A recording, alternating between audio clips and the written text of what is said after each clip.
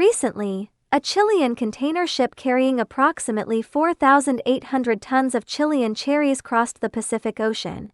It only took over 20 days to ship to China. Previously, Chile exports cherries by air freight, but they found that the quantity of Chilean cherries transported by air to China was relatively small. After arriving in the Chinese market, it quickly sold out. In order to meet market demand, so it was decided to transport the cherries to China through containers and sell at a higher price during peak season. Considering the annual holiday rush between December and February, Chilean cherries are expected to continue to rise in price. Chilean cherries start selling in the Chinese market as early as mid-October each year. Early market demand was limited, mainly air freight. A net weight of 5 kilograms of cherries is priced at around 500 yuan per box. Chinese market's preference for Chilean cherries' color. The requirements for size and taste are relatively high. The European and American markets have strict hygiene requirements for pesticide residues and fungicides in cherries.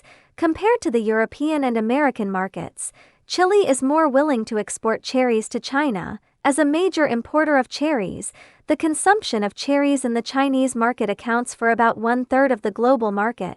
Currently, Chile is one of the few countries where all fruits can be exported to China, except for apricots.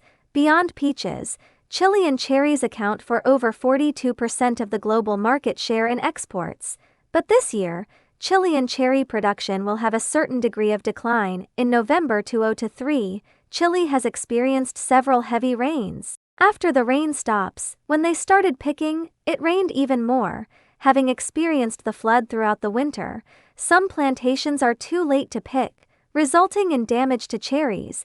The yield of early maturing varieties of cherries has decreased by about 65. The continuous heavy rain resulted in a larger amount of fruit drop than normal. The yield of cherries from mid-season varieties may also decrease, combined with the influence of winter temperature. The growth rate of cherries is much slower than normal.